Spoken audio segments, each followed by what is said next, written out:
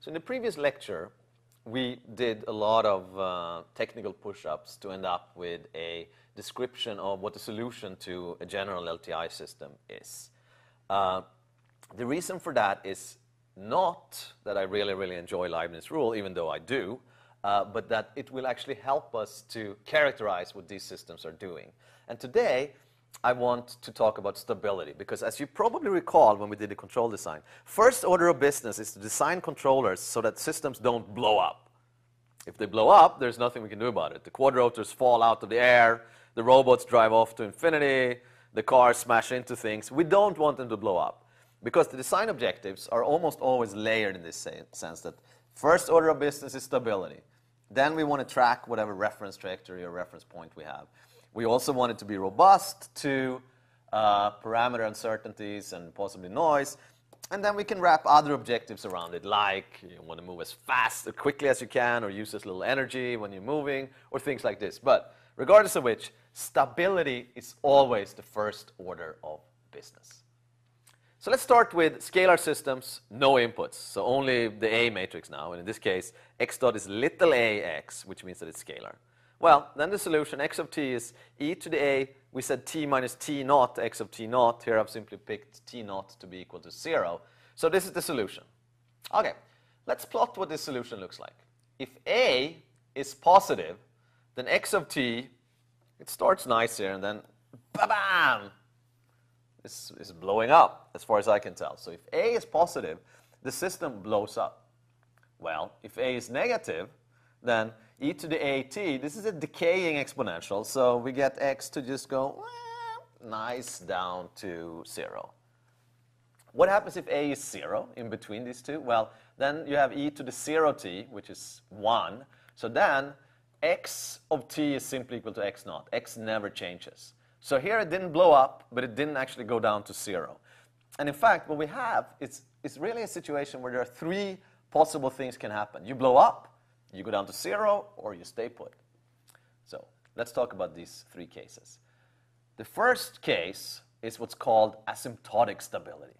So the system is asymptotically stable if x goes to 0 for all initial conditions. So this fancy upside-down A is known as the universal quantifier. All we need to know is that when we see an upside-down A, the way we pronounce it is for all x naught. So asymptotic stability means that we go to 0, and almost always what we want to do is design our system so that x actually goes to 0 no matter where we start. That's asymptotic stability. And as you recall, in the scalar case, A strictly negative corresponds to asymptotic stability. And then we have instability, or the system being unstable. What that means is that there exists an initial condition. So the flipped E, fancy speak for the existential quantifier, which we read it as exists. So it's unstable if there exists some initial conditions from which the system actually blows up. And in the scalar case, we had A positive corresponding to instability. And then we have something that we call critical stability, which is somehow in between. The system doesn't blow up, but it doesn't go to 0 either. And in fact, for the scalar system, this corresponded to the A equal to 0 case. So if we summarize that, if we have a scalar system, then A positive means the system is unstable.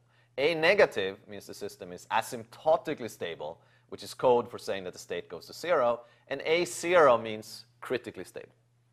Okay, let's use this way of thinking now on the matrix case. X dot is AX, capital A, so this is now X is a vector, A is a matrix. What do we do there? Well, we can't just say, oh, A is positive or A is negative, because A is a matrix. It's not positive or negative. But what we can do is we can go for the next best thing, which is the eigenvalues. And in fact, almost always, the intuition you get from a scalar system translates into the behavior of the eigenvalues of these matrices. And for those of you who don't know what eigenvalues are, these are these special things that are associated with matrices. So if I have a matrix A, n by n, and I multiply it by a vector, an n by 1 vector, if I can write it as the same vector times a scalar, then what this means is that the way A acts on this vector is basically scaling it, and the scaling factor is given by lambda. if I can find lambdas and v's that satisfy this, then what I have is that lambda is what's called an eigenvalue, and it's actually not a real number. It's typically a complex number. So it's a slightly more general object than just a real number, but that's an eigenvalue. And v is known as an eigenvector. And eigenvalues and eigenvectors are really these fundamental objects in when you're dealing with matrices and when you want to understand how they behave. And whenever you think scalar first, you can almost always translate it into what do the eigenvalues do for your systems. And the eigenvalues actually will tell you how the matrix A acts in the directions of the eigenvectors. So you can almost think of them as scalar systems in the directions of the different eigenvectors. And you know, sometimes you may want to compute eigenvalues. I don't. So if you use MATLAB, you would just write eiga, and out pops the eigenvalues. Whatever software you're comfortable with, you want to use C or Python or whatever, there is almost always a library that allows you to compute eigenvalues. And the command is typically something like eiga. So this would give you what the eigenvalues are given a particular matrix. Okay, let's see what this actually means. Let's take a simple example here. Here's my A system, 1, 0, 0, minus 1. If you take eiga of this, you get one eigenvalue being 1 and the other eigenvalue being -1, and the corresponding eigenvectors are 1, 0, and 0, 1. Okay, what does this mean? It actually means the following. So let's say that this is x1 and this is x2. Okay, v2 was 0, 1, so this was this direction. So here is what v2 is. This is the direction in which v2 is pointing. Well, the eigenvalue there is -1, which means that if you recall the scalar system, when A was negative, we had stability. So if I start here, my trajectory is going to pull me down to 0, nice and stable. And in fact, if I start here, it's going to pull me up to 0, nice and stable. Right? So if I'm starting on the x2 axis, my system is well behaved. If I start on the x1 axis, I have lambda 1 being positive, which corresponds to little a being positive in the scalar case, which means that the system actually blows up. So here, the system goes off to infinity. And in fact, if I start here, my x2 component is going to shrink, but my x1 component is going to go off to infinity. So what I have is that this is what the system actually looks like.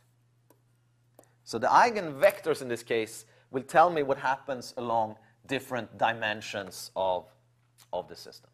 So after all of this, if I have x dot is big AX and I can find a solution, then the system is asymptotically stable if and only if, for the scalar case, we had that little a had to be negative. What we need in the matrix case is that the real part, remember that lambda were complex, the real part of lambda is strictly negative for all eigenvalues to A, for all.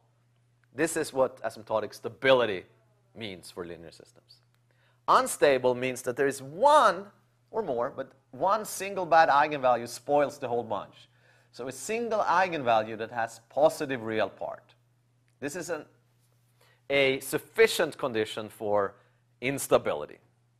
And we have critical stability only if, so this is a necessary condition that says that the real part has to be less than or equal to 0 for all eigenvalues.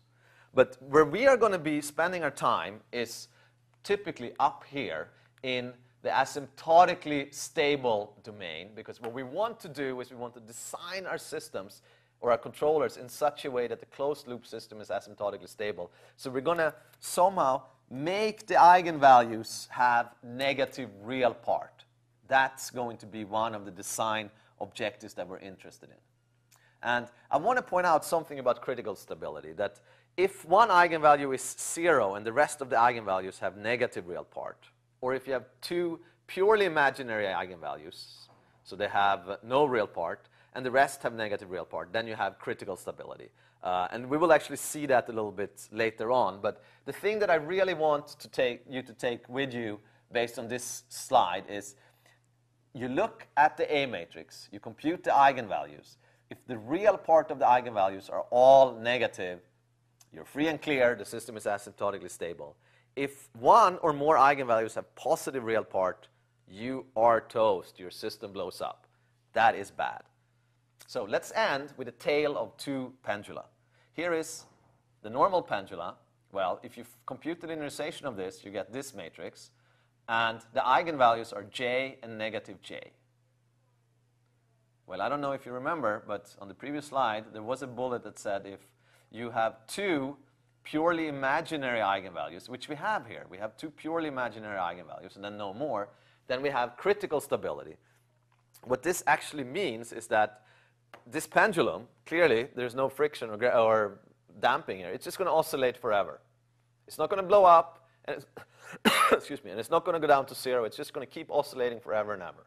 This is a critically stable system. Now, let's look at the inverted pendulum, where I'm moving the base. But in that case, A is 0, 1, 1, 0.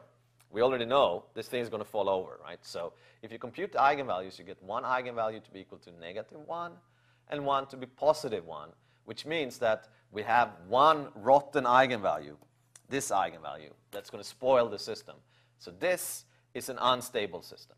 So now that we understand that eigenvalues really matter and they really influence the behavior of the system, let's see excuse me, how we can use this to our advantage when we do control design.